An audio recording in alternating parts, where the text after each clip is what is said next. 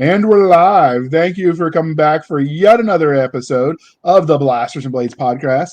Hey, all you crazy sci-fi and fantasy fans, it's time for your daily dose of shenanigans over here at the Blasters and Blades podcast. Just three nerdy veterans geeking out over our science fiction passions and fantastical fantasies. A place where magic is king, the sky is the limit, and space is the place. We are the podcast that puts the fun in dysfunction. So without further ado, we're going to introduce our guest, Mr. Roy M. Griffis. Can you please introduce yourself to our listeners and viewers? How you doing? Everybody calls me Griff. I was in the Coast Guard like 30 seconds before that became my nickname forever. I get that. So aside from being a former Coastie, you also write things, I'm told. I have written the odd thing or two, and some of them are odder than others. Yeah. Started writing when I was 10.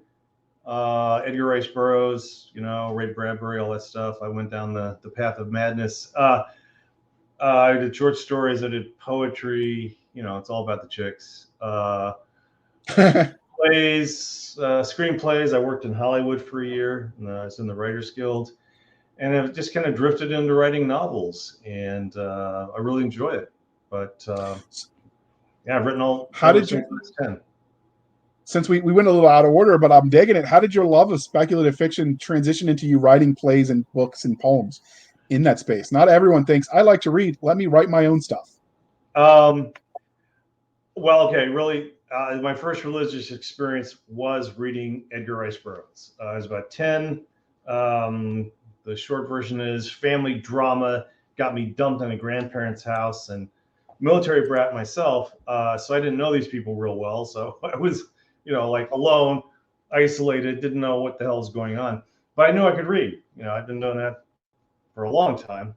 And so I mosey over to this little used bookstore, and somebody had dumped a whole bunch of their Ballantine paperbacks of Edgar Rice Burroughs.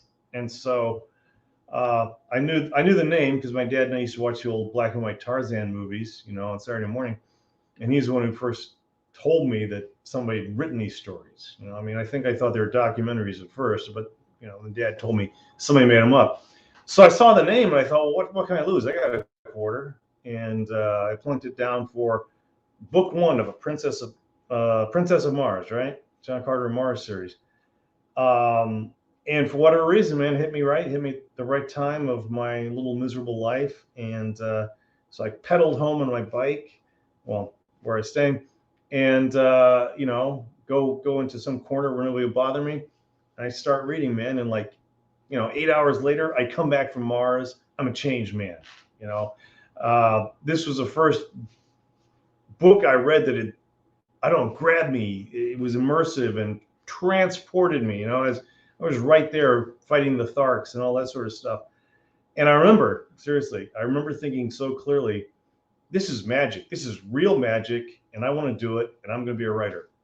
And that was it, and I like the imaginative stuff. So I went that way. I went with Ray Bradbury and Heinlein and, all those kinds of guys. And, my first effort was no doubt a bad fan fiction version of, Princess of Mars type thing.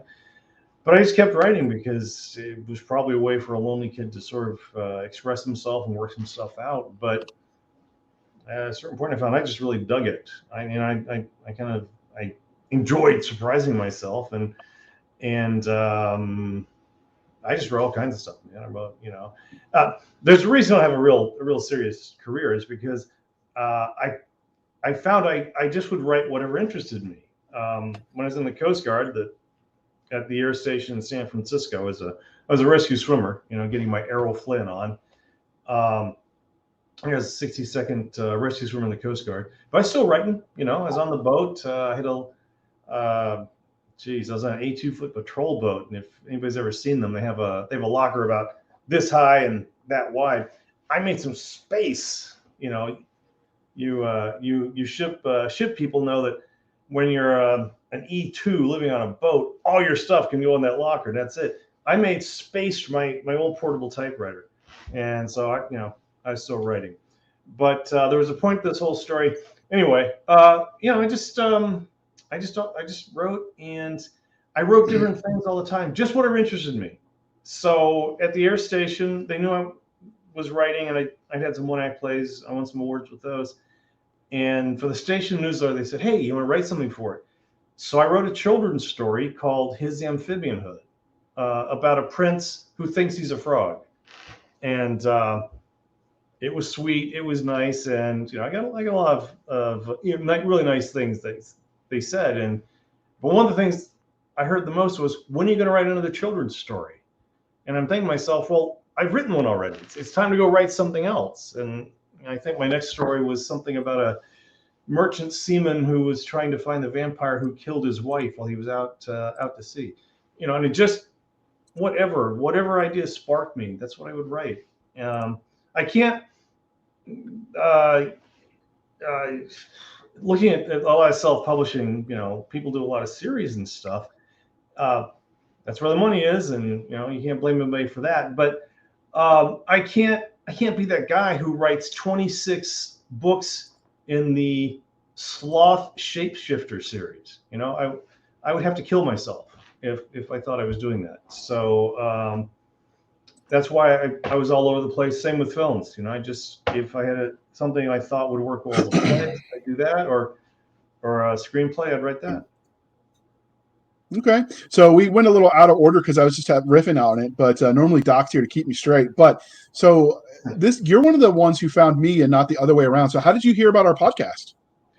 I believe it was another person you interviewed. I want to say Mike Gallagher.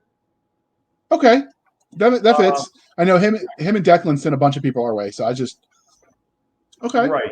Well, we're glad you did. Okay. I enjoyed. Did you read?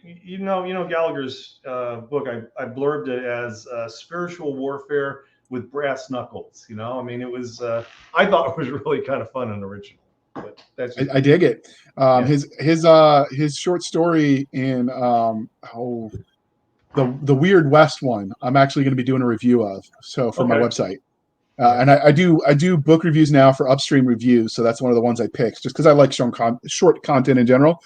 And anthologies are great that way because you can pick and choose a couple of them and get more content out of it than just one long book. So it's pick your poison, so to speak.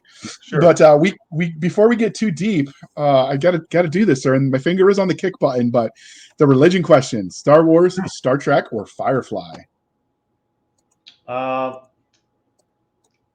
man! Oh gosh! I feel like I'm going to have to commit a heresy here, because I kind of grew up with Star Wars, the original series. I love the first Star Trek. First Star Wars, and then of course they brought the apocrypha of the middle three films, which were just ghastly, and it proved the truth of what Harrison Ford, the famous words he said to George Lucas making the first film. What's that? Which were, George, you can type this shit, but you sure as shit can't say it. And anyway, because I love George Lucas's stuff, I'm gonna have to go with Firefly. Excellent choice. My dad may never speak to me again, but here we go. I'm sure you can bribe him with coffee. It works on my dad. And because we're polytheistic, Game of Thrones, The Wheel of Time, or Conan the Barbarian?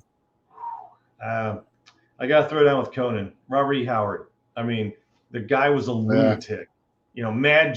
What a mad genius. And I live in East Texas now, and I think he wasn't too far away from me. I got to go find that out. But yeah, he was a Texas boy, and it's like, where did that stuff come from? For this guy who was, I think, worked in the oil fields or something. But yeah, Conan, just because it especially the Howard stuff, it was so, I think, in a way, pure and authentic. If we're talking first century, religion, it was like the first century Christians when you're dealing with Howard and Conan. He just laid it out there. So, which was your first love, though? Was it sci-fi or fantasy?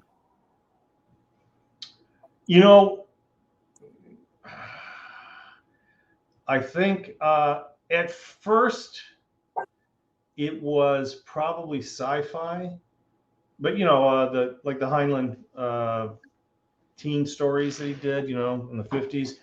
But then it just sort of evolved to, if it's a good story, I'll read it. Um, you know, uh, Modern literature lost me a long time ago once I started noticing that these were stories of people who'd given up. That seemed to be what most modern literature was about.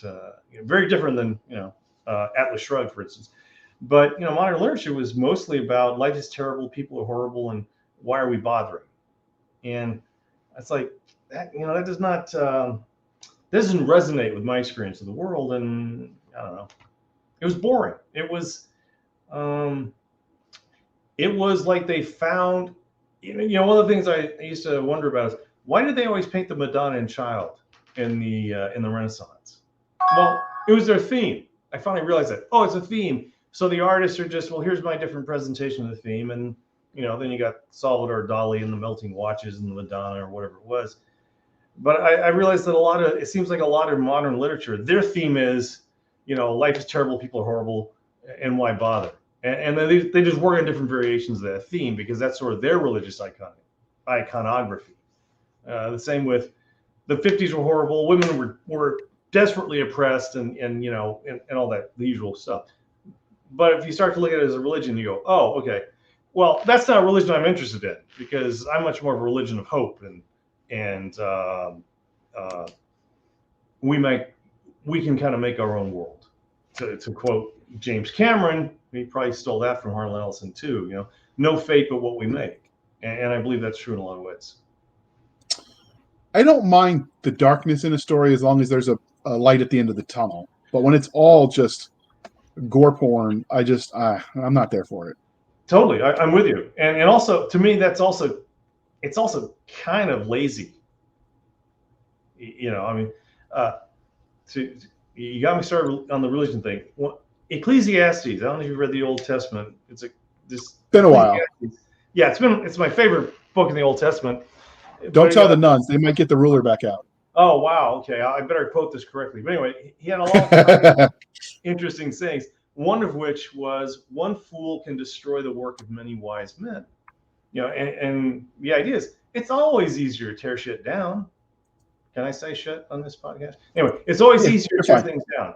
Much harder to build something new and original. I mean, Conan, that was new, that was fresh, that was original.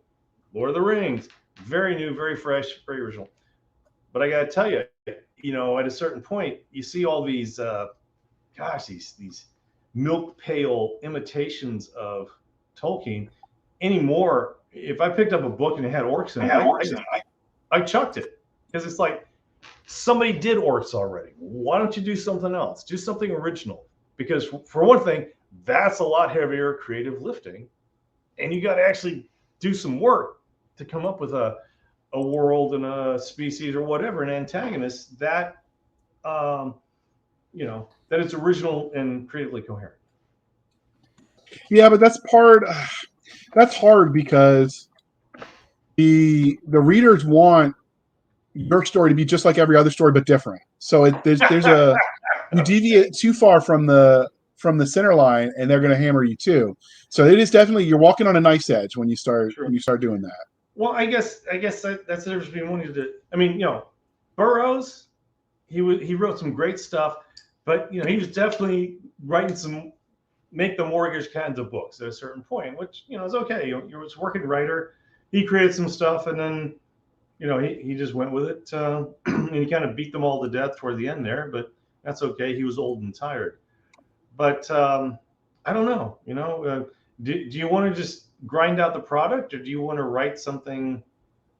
I mean, I think it's possible, and this just kind of getting to where I come from is I think it's very possible to write something that has those elements of the stories we like to read. The adventure, the suspense, the characters, the laughs, if you can work them in there, and still have it be meaningful in a way.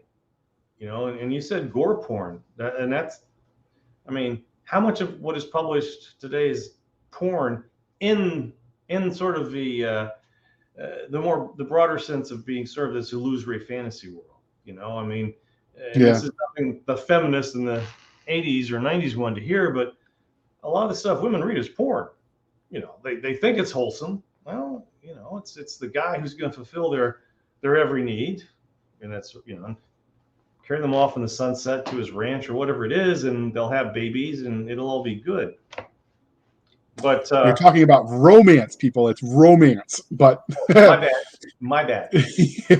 So what is it about the larger umbrella of speculative fiction, the fantasy, the romance? Well, I guess speculative fiction can have romance, but the fantasy, the sci-fi, the horror, all the genres that encompass the umbrella that is spec fic. What is it about that umbrella of storytelling that you love?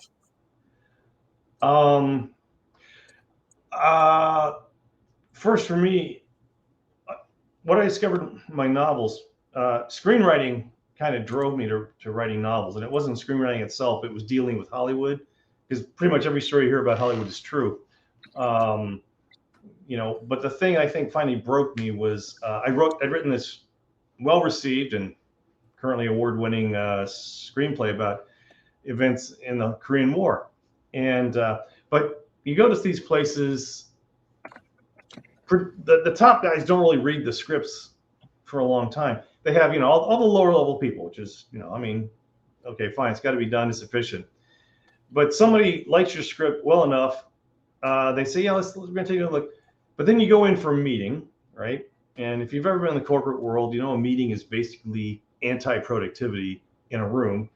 But a meeting for a screenplay is you have like 4 to 6 MBAs who are about 26 years old, who've never written anything in their life, but they know what's selling, they know what's trendy, they know what is, they have their checklist essentially, and then they're giving you notes on this screenplay. Maybe you beat your brains out on for 2 years, you poured your heart and soul into, and so it's just part of the dance.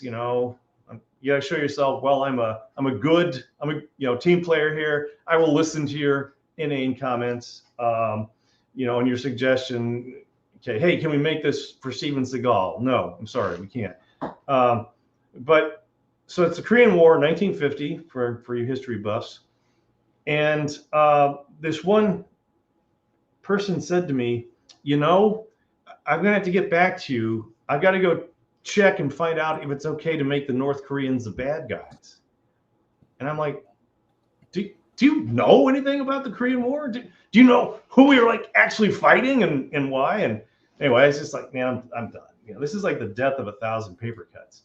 So anyway, I went from there to writing. I think what I'm liking most about speculative stuff is the creative challenge. I did this 6-volume historical fiction. I mean, it's all fiction, right? We lie for a living if you're a fiction writer, and hopefully you lie well. But I did this 6-volume historical fiction series, and it starts in World War I. Sounds like a romance. My wife said it was a romance. I said I was too manly to write a romance, but volunteer English nurse meets wounded English lieutenant. Drama ensues, and it covers 2 decades, 4 continents, and starts in the trenches of France, ends up in Hollywood in 1937. Covers a lot of ground. But one of the challenges— That's a whole lot of journey. Yeah, it's a saga. What can I say? But one of the challenges I set for myself was I wanted to write it as if it had been composed, and the cat's trying to kill me here, has been composed during the time period, the events of the story. And what that meant was, I had to change my vocabulary, my sentence syntax, how I describe things. There's no skin, no boinking, very little harsh language. But at the same time, if you wanted to make it immersive and involving and gripping, what I found I was ending up doing was I was writing scenes that essentially had a hole in them. And that hole is what, if you were going to be lazy and creatively bankrupt, you would fill with the gore porn or the war porn or whatever. But by by kind of removing that from my toolbox, if you will, I was forced to work a lot harder. At the same time, I think it ended up making it more vivid for the reader because it got the reader engaged, because they had to sort of fill in that hole themselves based on the hints I was trying hard to put in there without resorting to, the cheap gratuitous violent stuff, if you will. And I didn't. That challenge I liked because it really forced me to write differently, and so that was a creative challenge. And I drifted. I've written science fiction stuff, and I've written the vampire story, and I've got a great vampire screenplay that I'll turn into a novel someday. But I think with any fiction, but especially speculative fiction, and I appreciate that you said a broad umbrella because it really is. But I think what I like about it is the ability to have people look at something in a new way, to sort of reframe the perspective in a fun way, versus the didactic thudding agitprop that we get subjected to so much. But it takes, and you've got a sort of a broader canvas, a broader creative world instead of building blocks to work with in speculative stuff. And so that I like. And I went from really serious historical fiction, which people like, and then there was like some personal tragedies, not to go into too much depth, but my high school girlfriend died about 3 months after I finished historical fiction saga, very suddenly. And this was a sad story, and she'd been my first love and my first fan, and I thought I'd have like 20 more years to be sending her stuff, because I'd always, hey, here, read this, and here's another manuscript. Bless her heart, she would. But it really it surprised me, how hard it hit me. It was really it was a bummer. And then 6 months later, my mom died. So for about a year, there was no writing happening. And so when I felt myself finally kind of pulling out of that and getting some distance on all those emotions, I'd had this idea, which became the opening of the thing from HR, which was so different from what I had written. But I needed to write something really lighthearted or goofy. It all depends on how you want to describe it. But for myself, this was such an unusual idea. First, there was a challenge of my main character, for those of you who are following along at home, is a Shoggoth, they're basically the Shubs of the Lovecraftian world, And what started the whole idea was, just sort of recognizing I work in a corporation now to pay the bills and feed the cat and stuff. But if you worked in any kind of organization, at a certain point, you realize any big organization, no matter what its mission is, they've got these people whose job is to write the paychecks, buy the toilet paper, get the travel vouchers out. And I just sort of kind of wondered, well, who would be doing that for the dark elder gods, and the dark things on the edge of time and space waiting to consume us? And then the only answer to me was a Shoggoth. And where it was going to go, I really couldn't have told you at that moment, but that was just sort of what came to me. And obviously, it's not something you could take seriously, because the Lovecraft stuff, not a lot of laughs in the Lovecraft in the original, but that too, something about it I liked. I liked the offbeatness of it, and in this case, the creative challenge I set myself was, I'm not going to hold back. I don't care how goofy it is or how silly.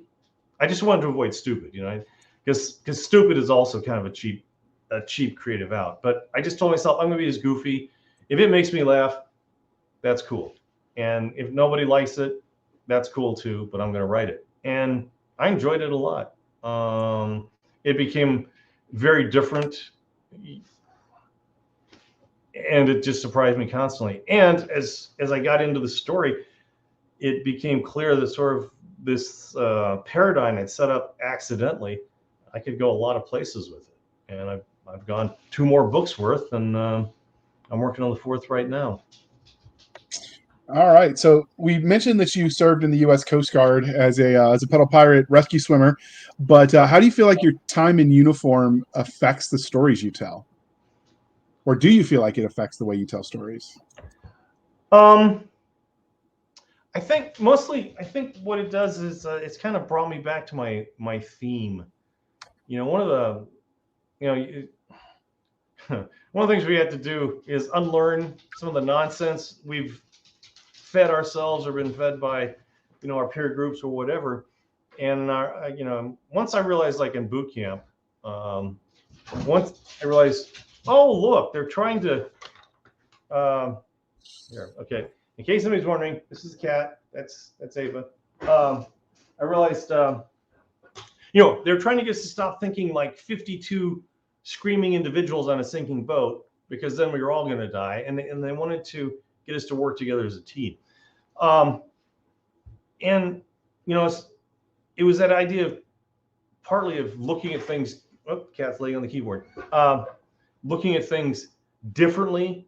And again, forcing a change of perspective, like maybe looking at life from the point of view of a Shoggoth. But the other part of, just recognizing our choices, our choices matter, that we all have power. The whole rescue swimmer thing just kind of came to me one day, and I said, yeah, I think I need a challenge here personally. I was a drama geek in high school, man. I didn't learn to throw a baseball, softball till I was 22. All the moving around didn't really serve me for interscholastic sports, but I'd never done anything like that. And it was this huge personal challenge, which, I had to dig deep and discover, well, first I had discipline if I wanted to do this and get through it. It was the second toughest school in the Navy at the time. But how it affected me, man, really, what I came out of that is our choices determine our lives. They determine the quality of our lives. And yeah, so that's a big part of my writing. The historical fiction series is called By the Hands of Men. There's your theme. The hands of men can make a heaven or a hell. It's up to us to choose what we're going to do. And as long as you're not, prisoner chained to the wall of a North Korean prison cell, there's a lot in your life you can take hold of and change. It may cost more than you want to pay, but there's a lot. You have a lot of control on how your life turns out. So you'll get a kick out of this as a former Coastie. When I deployed to Iraq, my unit was technically in Camp Arifjan, Kuwait. We escorted convoys. We picked them up at Navstar, which was right on the border, and then we'd go all over. Didn't spend much time there. Just in theory, the tent existed with my name on it. But one of the few times, I think the 12 times in the year and a half I was there on my second tour that we were there, we went by the pool because Camp Arifjan had one. And the soldiers that were with the military personnel assigned to be the lifeguards for that base as their combat deployment, U.S. Coasties.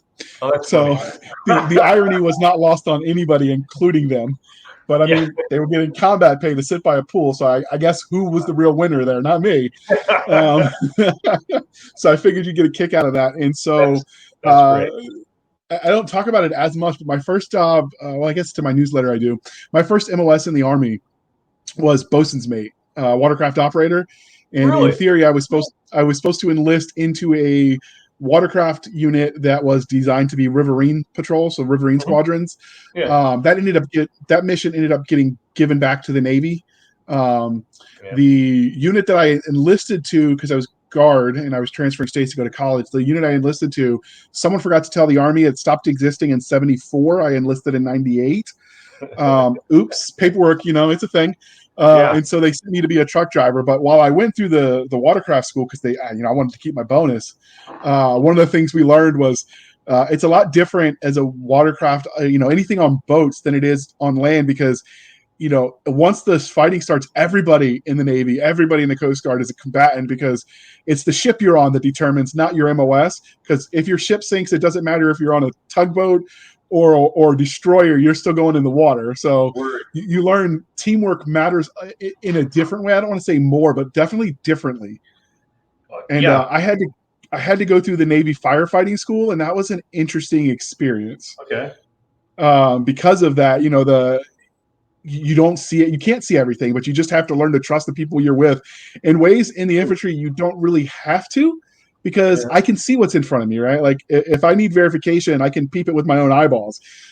In the middle of a fire line where you only see the guy in front of you and your mask is fogged up because it's Right. 100 degrees in this fire you're putting out And and you're dragging the smoking. big honking hose, right? Yeah, and I mean, so I did the damage control in the firefighting school at Norfolk, because that was where the Army sent us, Norfolk Naval Okay. Base. And so it was definitely a unique experience to realize that, as much as we bag on the Navy and the coasties, when crap hits the fan, I'd rather be a grunt walking on the ground than in a boat floating in the shark-infested waters and hoping that we don't go under. You know what I mean? Like, Yeah. and don't even get me started on those poor fools that joined the submarine forces. No, thank Ooh, you. yeah. Yeah. No. I like being But able yeah, to see you're the right. sunset. Yeah. So Right. Yeah. Yeah. It's funny. the coast, the Go damage ahead. control, the funny thing was, we did it on the USS Buttercup, which was a PT boat in the middle of a pool, so they could like hydraulic it into the water so you could Sure. suffer like leaks and stuff. Right. And they put you so you're that basically it gets to the shoulders of the shortest person, and if it gets there, you lost the drill. And I happened to get assigned the twins. There, they were both. I think the taller one, she was like 5'1", and her Oh, sister was 5 foot. They were shorties. And so like we didn't have the benefit of trial and error. It was, you get it right the first time or everybody dies, because they were wow. so short. Yeah. But yeah, so it's a whole different world, and I definitely can appreciate that, of what the Swabbies have to go through, that Yeah. we don't. Like I said, one of the reasons I ended up in the infantry is because they said, well, as a watercraft operator, if your boat breaks, you're walking, because you're joining the grunts you're supporting. So they sent me to infantry school as a secondary, but did OSUT. And so you get a little bit of all of it when you do it that way. And I have to say, you're right. The way the ship people have to think, it's totally different. Yeah. Yeah. And on the helo is I got so much religion about teamwork because I was maybe the tip of the spear because I was the one who would jump out, swim over to the sinking boat or whatever, and put the people in the basket or do some EMT work. But if we weren't all working together, man, I had a long swim home. So Is it true they made the Kevin Costner movie about the Coast Guard? That was about you, right? shoot, man.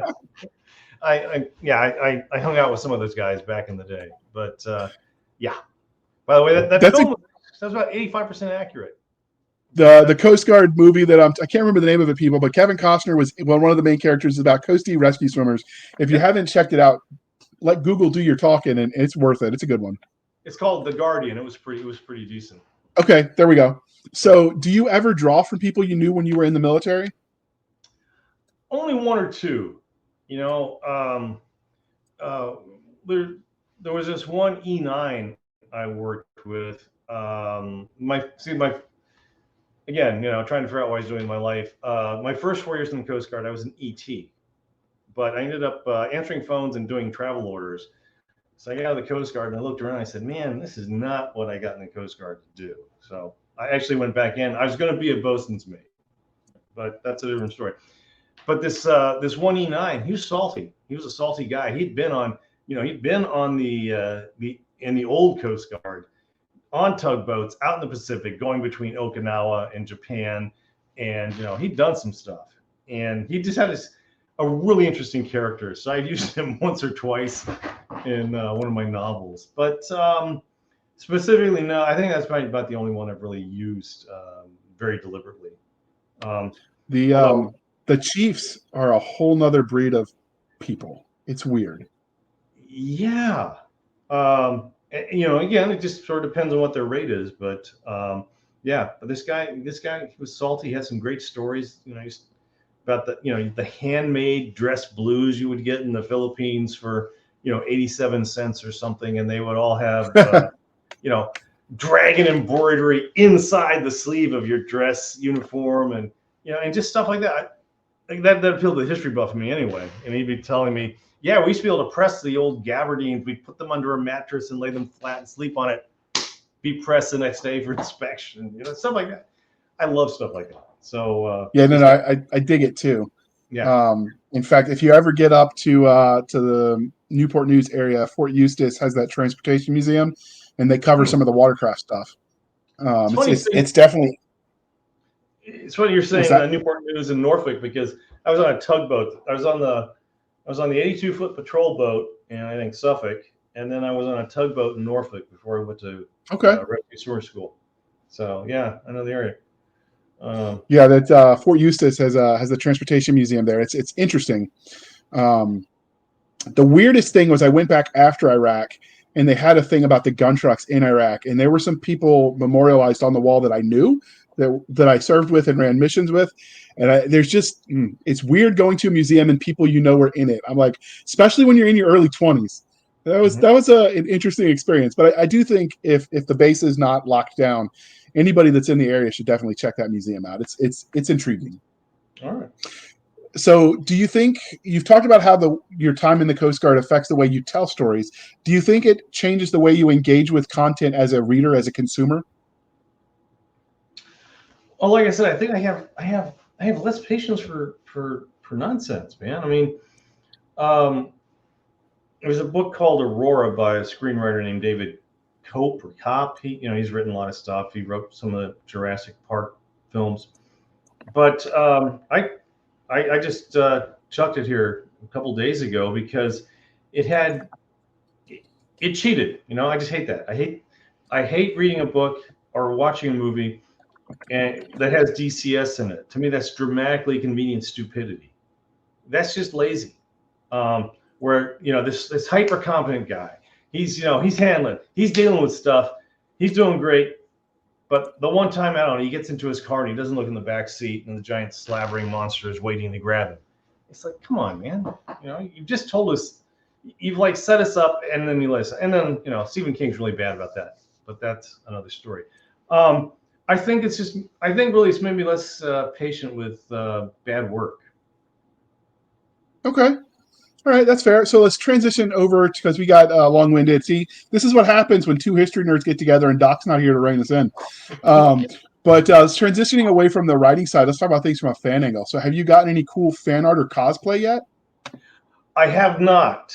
I'm looking for groupies too, but in lieu of that, if anybody feels like putting together some fan art, that'd be great, man. I'd love to feature it in my newsletter. That would be terrific. So what about autographs? That's sort of a milestone for every author. Has anybody asked for your autograph yet? I've done book signings and people have asked for that.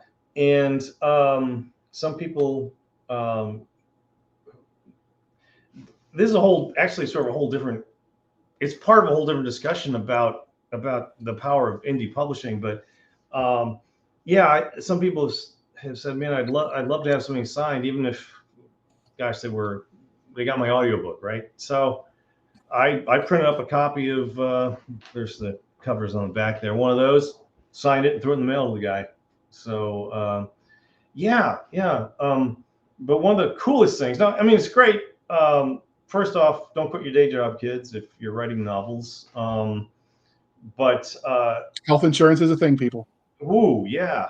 And the VA, time consuming. Very. Yes.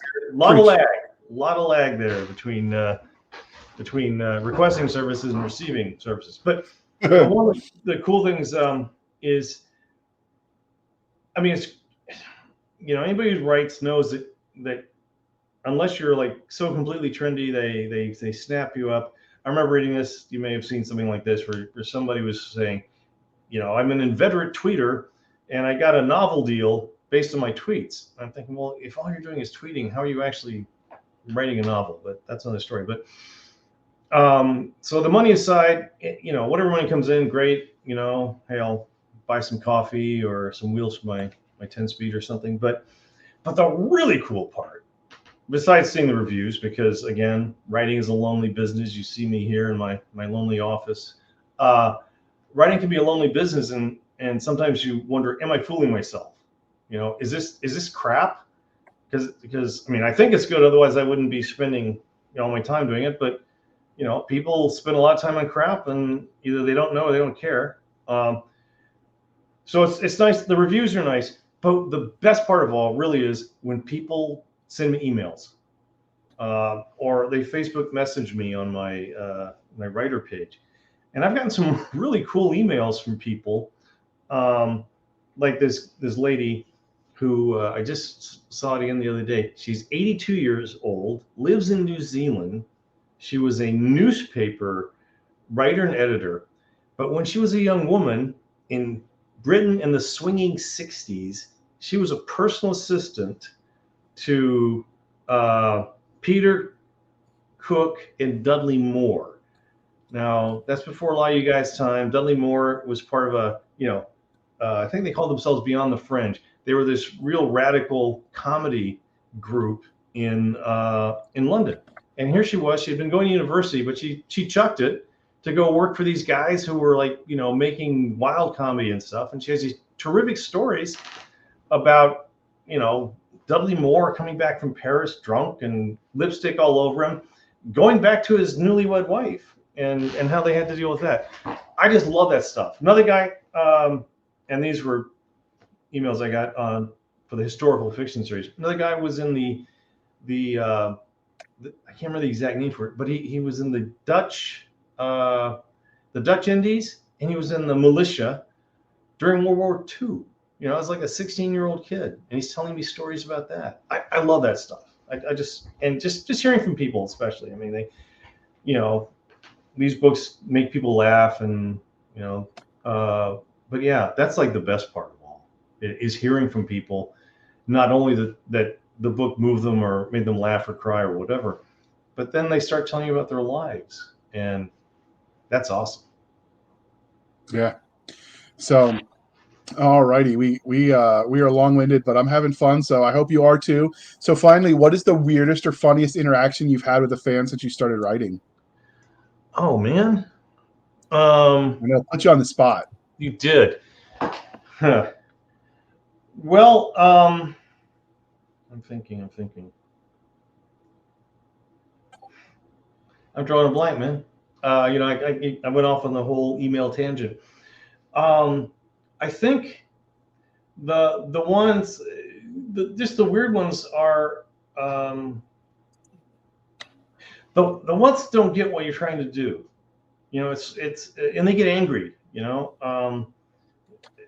Like say my Cthulhu Amalgamated books, they're clearly not taking Lovecraft seriously. Did you know that homage is the French word for ripoff? So I wasn't trying to do an homage of Lovecraft, but I was certainly, trying to honor it. But, people get upset if this is personally upset because the Lovecraft book wasn't what they wanted it to be. They were like, I guess they were expecting the oozing and the slime and the disemboweling and the sweeping in and destroying whole continents and watching them sink beneath the waves and the wailing of people. But this, the gnashing of teeth. Yeah, thank you. Yeah, exactly. And of course the brooding dark gods watching it all mirthlessly and laughing.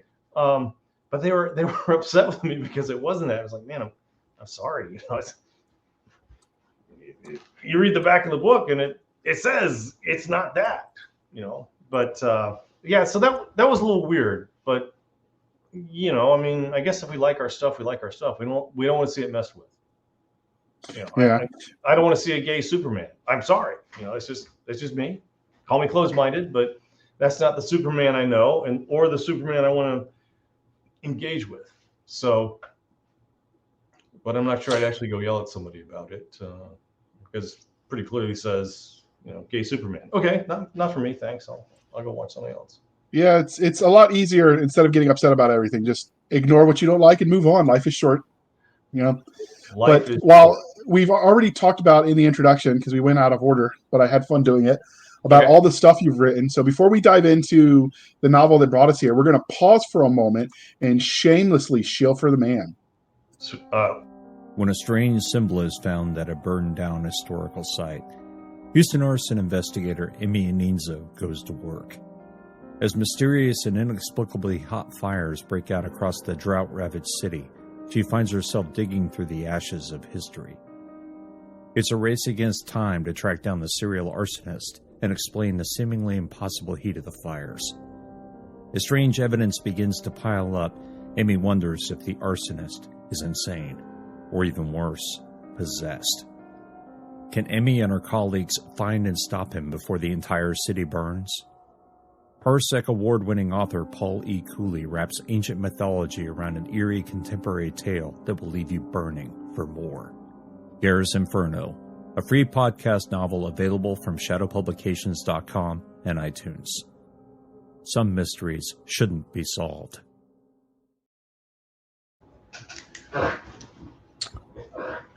Thank you for sticking with us through that commercial interlude. But now, since we don't want to dally before this episode goes to the 3-hour mark, let's dive into the book that brought us here. Okay. So let's talk about The Thing from HR, a Cthulhu amalgamated novel. So where did you get the premise for this novel and universe from? LinkedIn. Ouija board, psychedelics, No. hired candy? No, it's LinkedIn. Weirdly. My Really? Yeah. Okay, the way I write is a lot of whatever I write comes from like asking questions. You hear something, you hear a story, right? You know, like your story about going from Army bosun's mate, which is pretty funny by itself, to infantry guy and all that stuff in between. So, but I'll hear something, or mishear something, and I end up asking, you know, I'll start asking questions. I just wonder, you know, it's like, oh, why did they do that? You know, why'd they make you not a bosun's mate?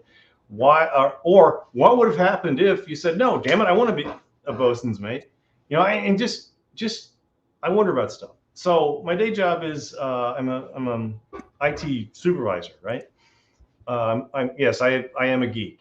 I can't escape it. But so occasionally you have to hire people, and you know, you have to go through resumes, and at one point in time you get a lot of resumes, and you know, you're kind of flipping through them. You know, you've already got your, you know, your quick filter. Whoa, that's in crayon. You know, can't do that. But so you start to notice trends, just like there in the corporate educational trends. For a while, it was Who Moved My Cheese. You know, I hated that book. And then the next year was the 5 dysfunctions of a team, and you know, so that was it for a year, and then it was crucial. Anyway, so there will also be trends in resumes. And one of the ones I happened to notice in my despair was every resume has this sort of mission statement about, you know, here I am. You know, because a resume and looking for a job is like dating. You're trying to convince people that you're cool and worth spending time with. And so everybody has these mission statements. And that was the format that was really popular for a while. Everybody was you know, I'm a network engineer and a you know, world-class pastry chef and a thought leader. Everybody was a thought leader. And you know, I was bored and my mind wandered, and I was just thinking, man, what more fatuous a title could I come up with? Because a thought leader, what the hell does that mean? You know, I do interpretive tap dancing and I'm a thought leader. Okay, that tells me nothing. So I just was wondering what title could be more fatuous than I'm a thought leader. And all you guys who had to put that on your resumes, I know, you know, professors and coaches told you to do it for a while. I hope you don't take this personally. So what could be stupider than I'm a thought leader? And all of a sudden this term just sort of leaped into my mind, which was the blithering excrescence from beyond the stars. I said, okay, that's pretty pretentious. That's a sort of very pretentious title I could see on a resume. And then the next thing that went through my head was, well, where would this person be employed? Well, they would work for the Cthulhu organization, obviously. And that's where it started, man. Just, okay, I got a weird title. Where do they work? They work in this organization, and it just went from there. Your avatar is staring at me numbly, so I don't know if... No. I was listening, and then I was about to start talking, and I realized I didn't unmute. Okay. So before we get started talking about the story, can you tell us about the age range? So like we have people that listen with their kids. What can they expect? Like what's okay for this story? Let's call this a PG-13. Not for the 8 or 10 years old. 14 if they're smart and they've done a little reading, a little dabbling, and kind of the classic fantasy stuff. There's not a lot of, again, the pornography of graphic description in it. There's a lot more stuff that's a lot more alluded to, but the very minimal harsh language, because I'm tired of the shortcuts. That profanity. Why was Richard Pryor great? Because his profanity was poetry, but then you get all the pretenders just thinking all you've got to do is throw a lot of MFs out there and people will laugh. Well, Richard Pryor supported everything he did with a great story. He created like an entire world in these stories, and that profanity worked. Anyway, PG-13. Okay. Yeah. The humor might be a little bit beyond them, but a recent reviewer said it was understated and subtle. Cool, I'll take that. Okay. Well, now I'm going to pull the cover up, and we're going to talk about what the inspiration for this cover. Like, what's the story? How did this art come to be? And as you answer that, I am pulling up said art. Oh, the cover. Okay. Yeah. Well, basically, I really wanted to go for a pulp feel, again, to sort of honor where it came from, but also trying to come at it from a different angle, so we'll see it a little differently. I also wanted to show our the monster, who maybe you don't realize is actually the hero. He's his nickname is Narg. That he looks a little goofy. He wasn't huge, slavering. It wasn't the bug-eyed alien, with the girl wrapped in his tentacles and the tongue and the teeth. But I also wanted to honor the pulp antecedents, because the artist. I had to keep saying to him, the girl, she needs more curves, and then she needs more torn clothing. I'm sorry, man. It's just the vibe, because I actually went back and looked at a bunch of pulp covers, and that's something you might want to do, being a history guy, because there was some amazing artwork in those pulp covers, and some of the originals go for like $40,000, and you can see why, because it's actually terrific art. Subject could not work for some people, but anyway, so it was more like somebody had told me the cover doesn't need to necessarily be directly from the story. This one kind of is, more or less, but mostly I just wanted to give people that pulp vibe, which I don't think we see enough of these days anyway. Okay. I definitely appreciate the pulp myself. So, and that old iconic art, it's there's something to be said for that. So what would your 30-second elevator pitch be for the thing from HR? Let me see. What's a nice shuggeth like him doing in a dump like this? Narg works in HR, which actually stands for human restraint. He's his life is just like shrieking and gibbering,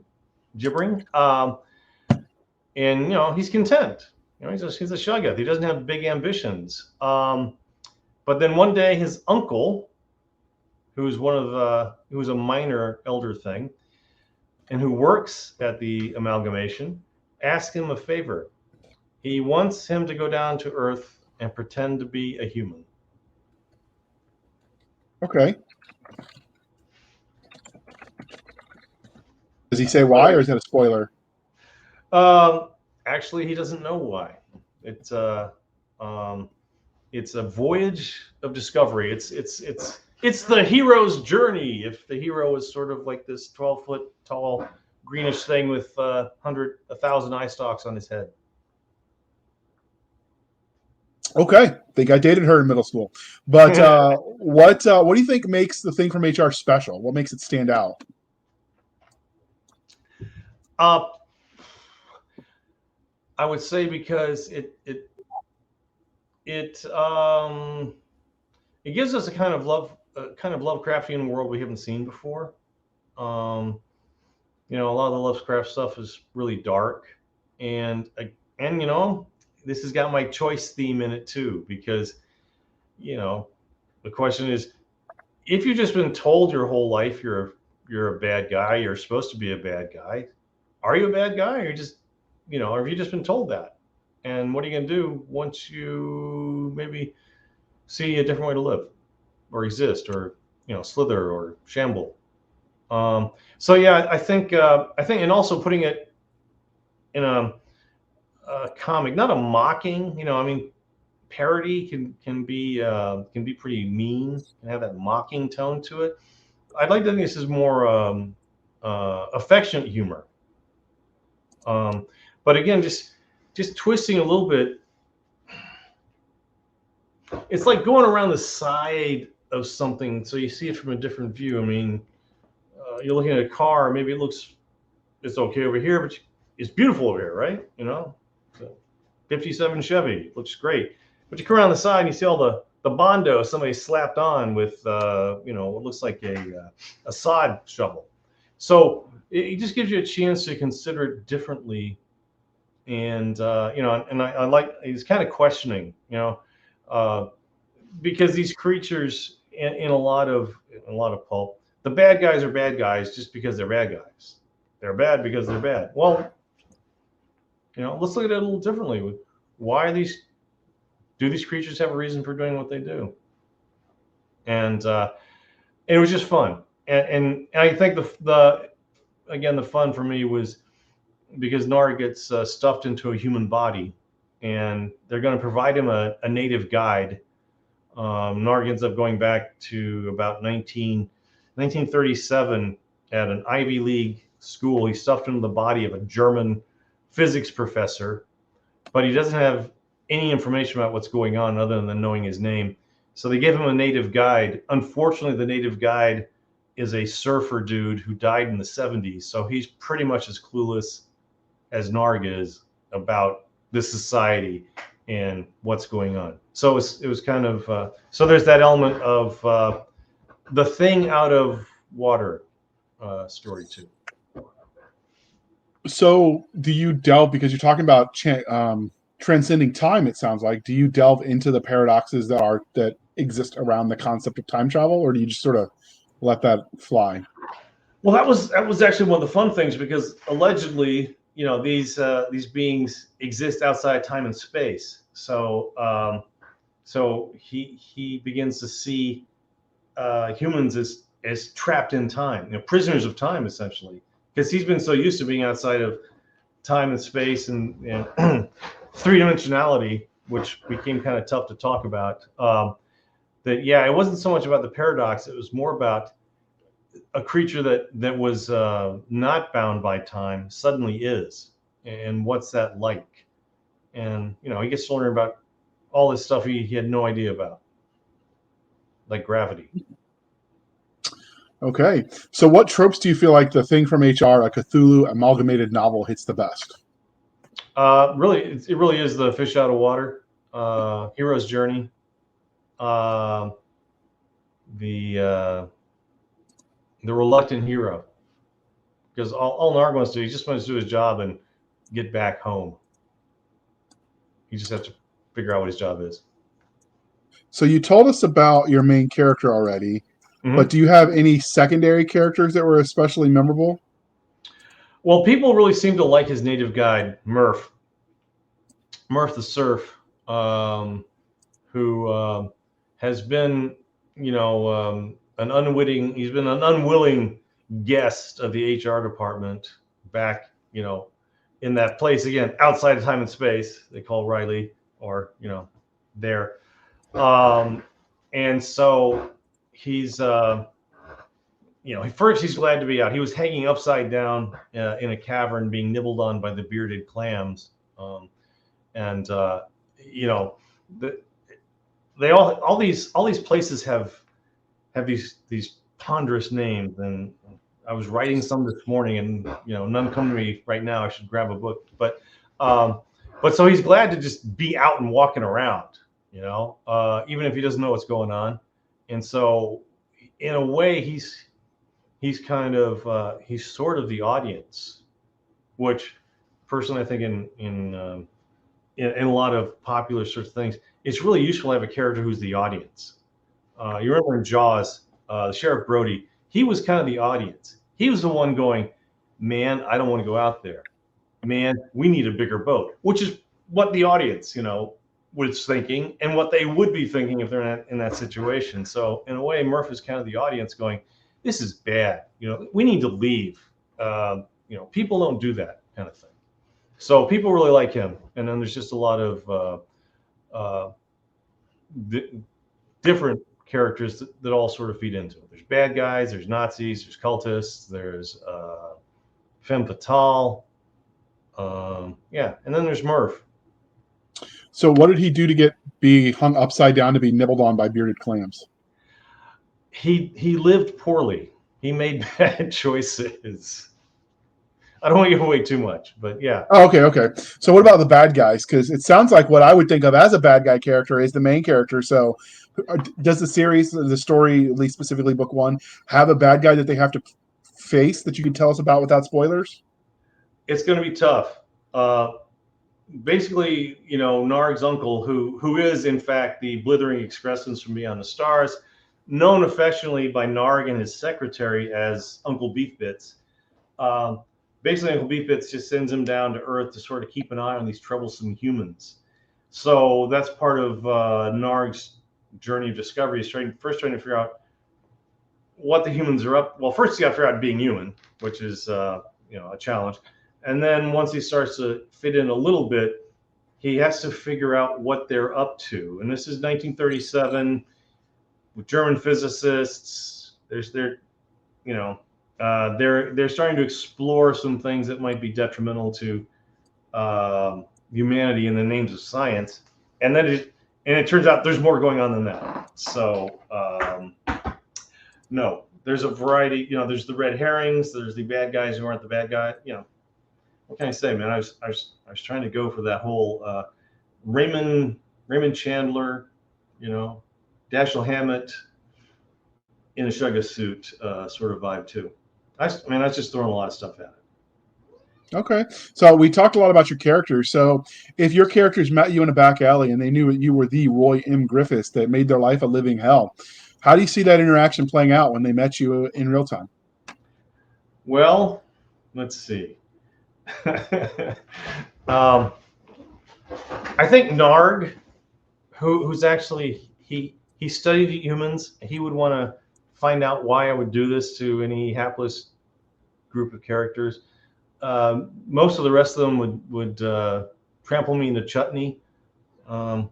Murph might take me out for a beer, but some of the others would not be as forgiving. Would they send you to the bearded clams? The humans would. Murph and Narg would not. Okay. So the thing from HR, a Cthulhu amalgamated novel, is clearly a part of a series. I know because it says so on Amazon. There are currently 3 books out. You mentioned you were writing the 4th, but is their story done after that? What's next? I don't know, man. Like I said, going back to that thing about I write whatever interests me. I don't plot my stuff out. I have all kinds of ideas floating around at all times. Here's one, Elephant Ranch. Here's another, Touch Me There. All this stuff just kind of floating around. And sometimes they'll line up. And, I had the image, the opening image of Narg sitting in his office drinking a hot cup of the blood of a thrice damned hanged man. And that was my opening image. And I had a vision for the end. And they lined up. And I said, okay, I know where I'm starting. And I just fight my way to the end. And the technical term for somebody who does that is pantser, as in writes by the seat of their pants. Some people do, huge plots and very detailed stuff. I don't know. It just works better for me to be organic. So the fourth one was asked for by my publisher, and something came to me, and I'll write it. But I got like 15 other novels I'm ready to write. I got I got a play I want to write, a couple standalones, ghost story. Got that vampire script I want to turn into a novel. So yeah, I don't know. Oh yeah, By the Hands of Men. People are asking for a book 7 in that series, and I pretty much have that in my head. I can sit down and write that too. I'm going to try and knock out about 4 novels this year. How many? 4. Oh, that's ambitious. You can do it. So, who's your publisher for this one? Tuscany Bay Books. They're a small indie publisher. They have a focus mostly on science fiction and fantasy. Declan. They're publishing some of Declan's stuff. I'm familiar with them. Yeah. Richard Paolini. I may be pronouncing his name wrong because I've only ever called him Richard.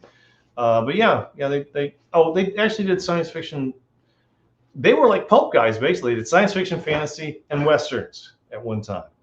Yeah, they had to narrow their focus when they the new owner bought it. We've interviewed him. Yeah. And I get that, resources are what they are, so you got to build a brand. So we're talking about the elder gods, the old ones. So what sort of magic, non-real-time physics, that kind of stuff can we expect from this universe? Wow. A lack of no consistent perspective in anything, because they're outside of our 3 dimensions, the X, Y, Z axis, and the 4th dimension of time. Well, they're beyond that. So in my mind, that would mean that a black hole might be small enough for you to step on and to be this really annoying thing on the bottom of your foot. But and then you could skip among the stars or things like that. And so a lot of shifting, I'd say shifting perspectives and sizes and relations and ratios. Oh yeah. And distance, distance is very different. It's almost, distance is almost how you perceive it. Okay, that works.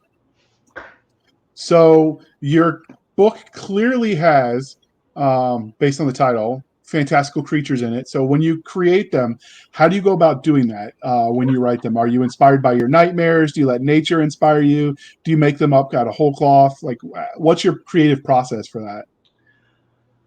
Well, I mean, I had to establish the world with some of the classics. Narg as a Shugga is pretty much the only one that is really, textbook reference creature out of the Lovecraftian world. For one thing, I didn't want to steal a lot of people's work. A lot of people done a lot of stuff in the Lovecraftian mythos. I'll toss out a few names that just kind of anchor it in that world. But then after that, I just start making them up. I was sort of relying on a glossary of, here's the names of the old gods, the lost Kadith and stuff like that. More like Easter eggs, in a way, touch points. But after that, I was just making stuff up, whatever sounded interesting or funny. I could make up, if I could make up a funny name for somebody, or you can make a joke out of something, I'd do that. So a lot of it's just strictly imagination, and part of it's how it sounds. Can it sound like, a mysterious Rileyan word, but can it sound like something else? Can you get some assonance there? So yeah, most of them I'm just making up and seeing how funny I can make them while making them sound serious and ponderous. What about the descriptions? You've talked about how you name them, but like the description of what these creatures are going to look like. Well, some of them are in the names. It's the old comic thing, the rule of 3. Okay. It's not this, but it's a banana cream pie. It's always that third thing. So I will, Narg is referring to some of the horrible things in their world, and the first one is the the she demons of this and the the gorgons of that, and of course the mailmen of doom. That He delivers your tax bill every year. Yeah, something like that. And in other cases, yeah. But that's where actually some of the description is where it goes back to the idea of the lack of dimensionality. In one scene, he's recognizing, human senses can only perceive part of this thing, whereas I know that it's actually bigger or more. It has more dimensions of its awfulness. But even then, so there's that. So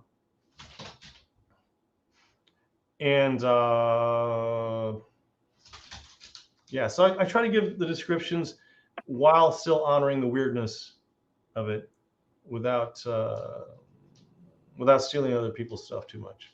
That seems uncool. Okay.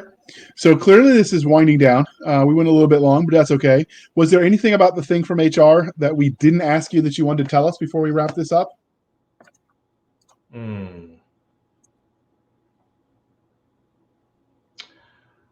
No, it's people tell me it's funny. It's the other thing about, hey, you writers out there, I've discovered if people like the stuff, they like it. If it's not for them, it's really not for them. And so I just learned to accept it. So if you know about Lovecraft, but also you have a good sense of humor, you might like this. A lot of people have laughed out loud reading this. Okay. So do you have to be familiar with the Lovecraft lore to understand this novel? I think just faintly. You should just sort of vaguely understand, and even then, I was trying to set up the world a little bit going in the first few pages. But I think if you went in completely blind, if all you've read is Little House on the Prairie, it's going to be tough going. Okay. So this is the part of the interview, dear listener, where we like to remind you to please be kind and speak your mind on the reviewing platforms. Your reviews help the right readers find the right books, so do your part. And rumor has it that if you give him his 100th review, Cthulhu will not eat Roy Griffith's head. And he likes his head on his shoulders. So please do your part. Save Roy. For as little as 1-star review, you can save him. And they get quadruple points when it's a 5-star. So the 5-star review, man, you're saving him even quicker. So do your part. I get another couple extra years here to try to finish my next book. There you go, people. All right, Roy, can you tell listeners how they can find you on the wild interwebs?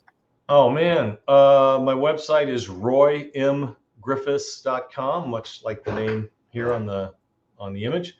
I'm on Facebook as Roy M. Griffis Storyteller. Yeah, man. Social media. Let's see if I can get these right. I think there's links in the show notes, but I'm on Twitter as Storyteller Roy. Is that it? I can promise you they're in the show notes, people, so you don't have to worry about it. He's on there as Roy M. Griffis. His name is rare enough. I had no problem finding him. Type it into the Google and you're good. Yeah. Or check the show notes. That's good too. Thank you. Appreciate it. And also, hey, if you guys enjoy this stuff or you want to berate me, drop me a line. My email address is all over my stuff. It's on Amazon. It's on at my website. I love to hear from people. Really do. Absolutely. And so you can find us, dear listener, at Twitter at twitter.com/SF_fantasy_show, Sierra Foxtrot _fantasy_show. You can email us at blastersandbladespodcast@gmail.com. Again, blastersandbladespodcast@gmail.com. You had join us on Facebook where all the shenanigans happen. It's facebook.com/groups/Blasters and Blades Podcast. Again, /groups/Blasters and Blades Podcast. We do have that Facebook page. If enough of you follow it, we will get a dedicated URL. But in the meantime, it exists. So let your fingers do the looking. We have a website where you can listen to our episodes at anchor.fm/blasters-and-blades. Again, anchor.fm/blasters-and-blades, where also you can support the show for as little as 99 cents a month. You can help keep the lights on. The podcast doesn't pay for itself, so anything you can do to defray the cost, we would greatly appreciate it. You can also support the show more directly over at buymeacoffee.com, /author J.R. Handley. Again, buymeacoffee.com/author J.R. Handley. Be sure to put in the comments section that it is for the podcast, and I promise I will keep my co-hosts, Doc Cisca and Nick Garber, duly caffeinated. They will drink until their liver surrenders. And if they were here, they would tell you there ain't no quitters. So on that note, thank you for spending some of your precious time with us. For Nick Garber and Doc Cisca, I am J.R. Handley, and this was the Blasters and Blades podcast. We'll be back next week at the same time, where we'll indulge our love of nerd culture, cheesy jokes, and all things that go boom. And, of course, hiding from Cthulhu. As you do. Thanks for stopping by, Roy. All right, man. It's good talking to you.